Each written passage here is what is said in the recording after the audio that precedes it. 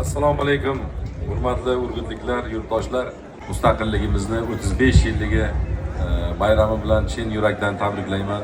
Va bu bozorlaringiz o'tgan safar kelganda men narxlarini so'rab ko'rdim va boshqa joylardan ham xuddi shu narxlarni so'rab ko'rsam, eng arzon bozor ham o'zi shu Urgutni bozori ekanda, men shunga ishonch hosil qildim.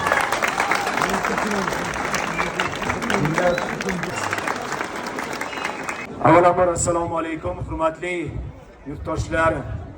Barchalaringizni yaqinlashib kelayotgan mustaqilligimizni 35 yilligi munosabat bilan tabrigi muborakbod etamiz. Ilohim mustaqilligimiz abadiy bo'lsin, tinchligimizga, ravnaqimizga ko'z tegmasin. Hurmatli yurtboshimiz aytganlaridek, respublikamizda barcha savdo komplekslari va dehqon bozorlarini zamonaviy, har tomonlama qulay, yangi O'zbekistonga xos bo'lgan qurilishga keltirish bo'yicha olib borilayotgan sa'y-harakatlari natijasida ham marhamat qilib Samarqand viloyati hokimi Boboyev Adis Musaffarovichga so'z navbatini bersak. Marhamat qilib. Yana bitta bayram, mana katta bir bozorni ochilish marosimi.